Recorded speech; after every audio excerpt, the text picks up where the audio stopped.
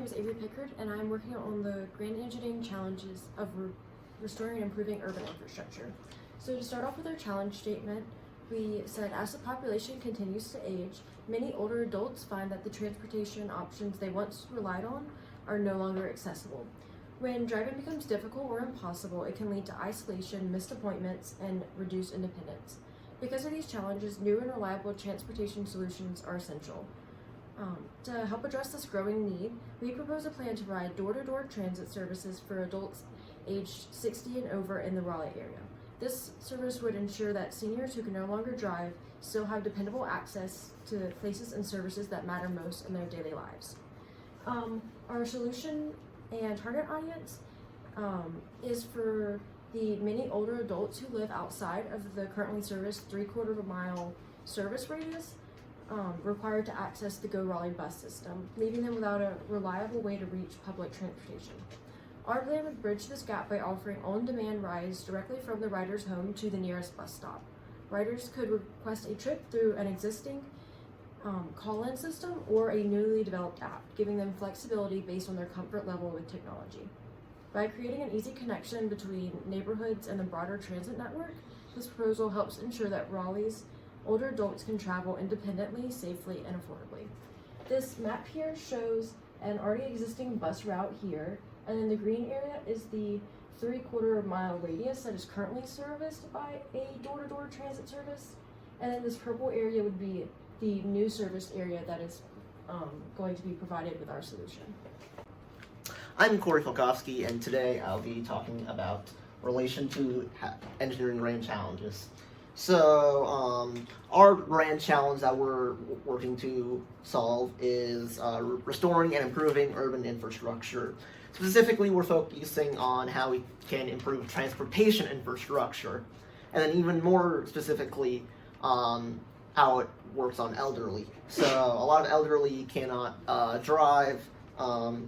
It might be unsafe for them to walk where they need to. This is evident by some of the data that we collected. This bar chart shows that 60% of Raleigh residents drive alone to work. That amount of cars on the road just poses a lot of problem for elderly getting where they need to. The solution that we've come up with is very feasible, and it is a lot better than a lot of the alternatives, because if we were to tear up the car infrastructure and replace it with non-car infrastructure, that could take years, that could take a lot of money, that could disrupt people's normal lives, etc. This solution doesn't do any of that.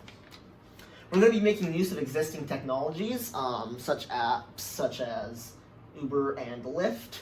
The main problem with these current apps is that they are very cluttered in design, making it harder for elderly to use.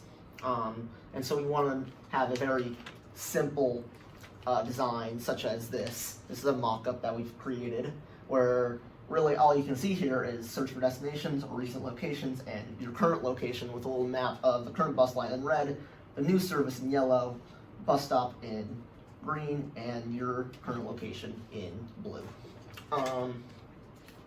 And then to market this plan, we have a couple different avenues. We could publish it on the city website. It's very easy to do, but might not get a lot of publicity.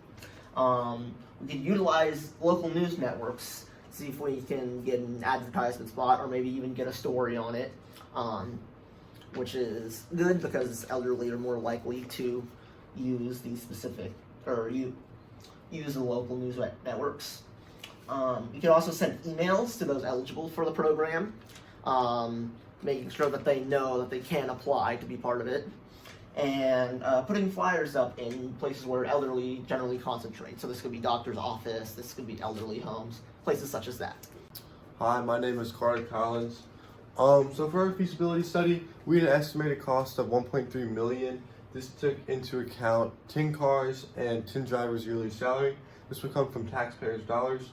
We also have many other things that could affect our proposal, like traffic affecting the ETA approximation, gas prices rising would correlate to ride prices rising, and we would also have app bugs.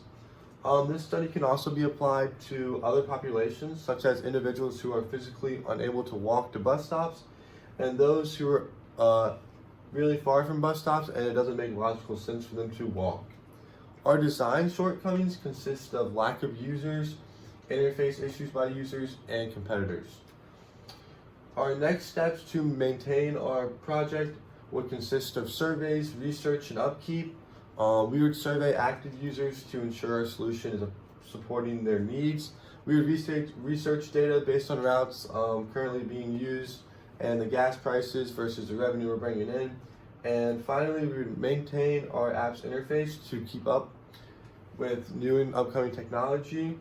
And that's all.